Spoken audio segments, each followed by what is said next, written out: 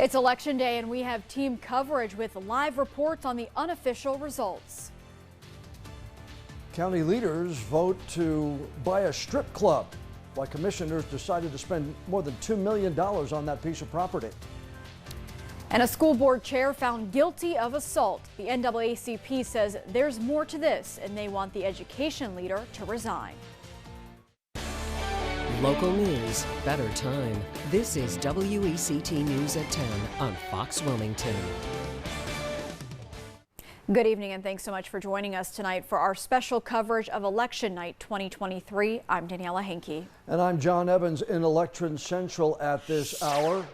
And tonight we have team coverage on some of the biggest races across southeastern North Carolina. From the high voter turnout for races in Surf City to neighbors deciding the future leadership of Southport and all the races in between. But first, we are going to start in New Hanover County, where the biggest race of the night is taking place, and that's the battle for 3 seats on the City Council in Wilmington. And right now, it appears that 3 Democrats will take those 3 seats, with all 25 precincts reporting in. David Joyner, the political newcomer, Celeste Andrews, also a political newcomer, and the incumbent Kevin Spears are the unofficial leaders at this point in time. All 3 Democrats. Neil Anderson, the incumbent Republican, finished 4th, but apparently too far behind Kevin Spears to be able to call for a recount. Now, Daniela, here are the faces that go with those names. David Joyner, Celeste Andrews, and Kevin Spears. The 3 Democrats have led pretty much all night long, and in New Hanover County this election cycle, Democrats cast about 1,000 more early votes than Republicans did. Let's get over to you, Daniela, so we can find out a little bit more about reaction to the results. And John, WCT's Zach Solon is live in Wilmington tonight. And Zach, some surprising results, especially we just told you in the race, the Democrats sweeping the open seats in the council. Yeah, Daniela, I'm here at Bull City Cider Works in downtown Wilmington. That is where these Democratic-backed candidates are celebrating. It was a mood of excitement just a couple of minutes ago once the results came in that all 25 precincts are reporting and 3 of their candidates appear to be the apparent winners. I want to speak with the apparent top vote getter right now, David Joyner. To walk me through how you're feeling. It's a lot of excitement on what's been an exciting night. It's a lot of excitement, a lot of gratitude. I'm just so thankful for everybody who got out and voted, for folks who canvassed and phone banked and door knocked and really pushed us over the finish line. And to everybody who voted for somebody else, I'm going to work really hard to earn their vote in 4 years from now, but we've got a lot of work to do. Gotcha. I want to bring you a little more closer to the camera here, but as we look forward to your term in the council, if these results hold, what do you want folks to know in Wilmington that you're about to represent, whether or not they voted for you? Yeah, I mean, I made it pretty clear from the start that I wanted to speak to the generational issue that is climate change and to environmentalism, and also my work as a prosecutor, public safety are going to be some of my top priorities. And what's the first step? I think the first step is to get through tonight and to thank all the volunteers and everybody who worked for us. And then we've got a lot of policy decisions to make as we head into December. All right, David Joyner, thank you so much, sir. Thank you. Appreciate it. All right, we've got a lot to cover tonight, a lot more candidates to talk to, but we're going to have those updates coming to you throughout this newscast, so be sure to stay with us. For now, Daniela, John, I'm going to send it back to you. Okay, Zach, thanks. Now, that is not the only race happening tonight in New Hanover County, following several other races as well. Wilmington Mayor Bill Saffo, running unopposed, had no problems winning re-election. Let's go to Wrightsville Beach now here, where the incumbent Daryl Mills is about a 10 percentage vote, a little more, less than 100 votes, beating the challenger Henry Temple right there for the mayor in Wrightsville Beach. Pleasure Island races, actually there are the 2 faces with the names, Daryl Mills and Henry Temple for the Wrightsville Beach mayor. Now let's go to Pleasure Island, where we have several races we're watching there. First, to the mayor's race in Carolina Beach. Lynn Barbie wins by a good almost 9 percentage point. Michelle Alberta was leading early on this evening, but Barbie came from behind in the votes that were actually cast today on Election Day. Let's give you a closer look now at this race. It's Barbie as the winner, Michelle Alberta second, Chad Kirk third, and Tyler McDowell coming in a distant 4th with 39 votes. And let's go next to Curie Beach, Carolina Beach Town Council, where the 2 incumbents, Deb LeCompte and Jay Healy.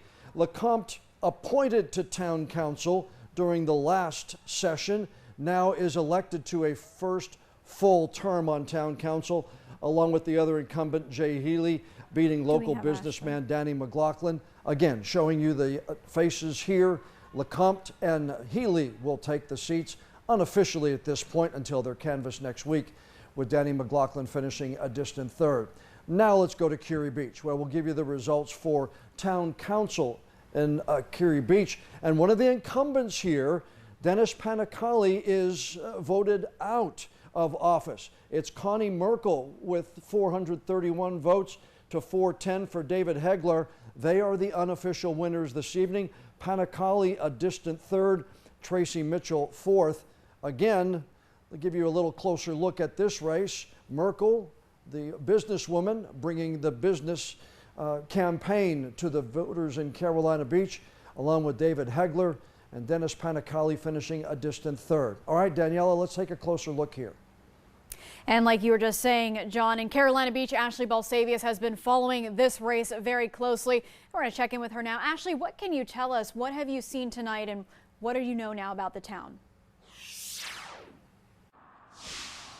Right, Daniela. Well, as John just mentioned, we do have the unofficial winners for tonight's election. A lot of voters I spoke with today said they came out to the polls to vote about specific issues, whether that's parking or stopping the overdevelopment over in Pleasure Island. Right after we found out the unofficial results for tonight's election, I caught up with some of the candidates, and here's what they had to say.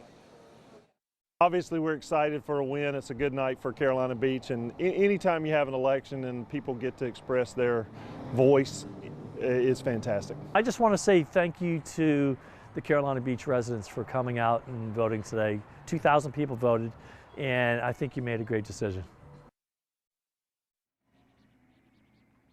Now, just a reminder, these are unofficial results right now. We're also following the election results of town council in Curie Beach. Reporting live in Carolina Beach, I'm Ashley Balsavius, WECT News. Now, John, those are just some of the biggest races that we're following right now in New Hanover County, but there are plenty more in southeastern North Carolina. That's right. We had a lot of races going on, specifically in Brunswick County today, too. We're going to take a look at some of those results. In Southport, some of the results, well, let's come back over here. This is with just one of the two precincts reporting in Southport. Very close, 25 votes separating the incumbent Joe Pat Hayden with current Alderman Rich Alt here. So we have to wait till that second precinct comes in. That's in the mayor race in Southport with Mike Barbie, a distant third in this race so far. Keeping it in Brunswick County now, Ocean Isle Beach Mayor, the incumbent Debbie Smith with a relatively easy 62 to 38% win. One of two precincts reporting. Will wait for that second precinct to come in, but Robert Bullard has a lot of work to do before that second precinct comes in. Debbie Smith, the incumbent there in Carolina Beach. Now we're going to head to Pender County, where we'll see some of the races coming in. This is the mayor of Surf City. Both of the precincts reporting. Teresa Batts, the incumbent, appointed mayor, now winning her first election as a full-term mayor in Surf City over the retired Marine Mark Caldwell. That's the Surf City mayor's race there. And the results for the Surf City Town Council race. And here we have an incumbent winning, but several other incumbents losing. Alicia Hawley is a challenger. Trudy Solomon is a challenger. John Koloski kept his seat, but two other incumbents voted out of office in Surf City. Both of the precincts reporting. Unofficially, it looks like Hawley and Solomon will be joining town council in Surf City. There are the faces: Hawley and Solomon and Koloski, with Heather Allen finishing a distant fourth. We're still tracking races across southeastern North Carolina. The results, as we keep saying, are not final yet. That's right, John, and a big night for the candidates, but they haven't reached the finish line just yet. Don't forget, you can get the latest election results on WECT.com/vote. Our team is constantly updating the results as they come into our newsroom. And remember, we will have plenty more election coverage right here at 10, with more live team coverage on the races that mean the most to you.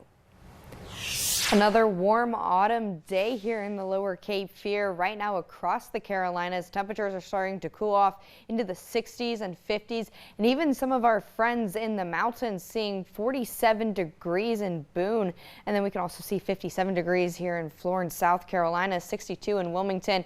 And these temperatures are still warmer than what we saw yesterday. Wilmington seeing a 7 degrees difference than what we saw yesterday. And even up in Hatteras, 10 degrees warmer. For tomorrow, this warming trend will continue on. Plenty of sunshine, highs in the upper 70s. Our dew points are going to remain, our friends, staying in that comfy zone in those 40s and 50s. Here coming up, we'll walk you through our rain chances and when we can expect to see some cooler temperatures. Well, $2 million is being spent to buy a strip club in New Hanover County. Commissioners voting unanimously to start the process of using eminent domain to buy the Cheetah Premier Gentlemen's Club. County Commissioner Dane Scalise says the decision to acquire the property had nothing to do with the business there. The county government needs more space, particularly when it comes to parking near the government building. Scalise says the property owners refused to sell, so that's why they are pursuing eminent domain.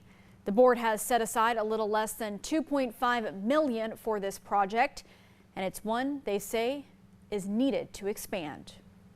We've had this strip club here beside our government building, this new government building and our old government building for quite some time.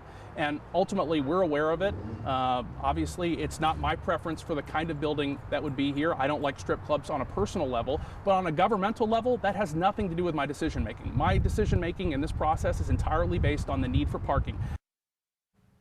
Now, we reached out to the owner of the Cheetah Club, but did not hear back. It's unclear when the county could eventually acquire the property. A chair of the Whiteville City Schools Board of Education, Kendall Rogers, found guilty of misdemeanor assault. Rogers was accused of scratching a Whiteville City employee as he put out traffic cones after Tropical Storm Idalia. While that is only an allegation, Rogers was found guilty of that misdemeanor assault and was given a 60-day suspended sentence and instruction to perform 20 hours of community service. The press release also says that her defense attorney has filed an appeal, but the NAACP of Columbus County says that's not enough. The NAACP believes that her actions were truly inappropriate given the backdrop of what's going on or what we've just come out of in Columbus County, and also thinking about what was going on as we try to build a better, stronger Columbus County. Now, we have reached out to the school board for comment and have not heard back yet. We also reached out to Rogers, who says she has no comment on the situation. A shootout with police. Several people in the hospital. We'll find out details about the suspect. And the Supreme Court hearing arguments on a major case involving the Second Amendment.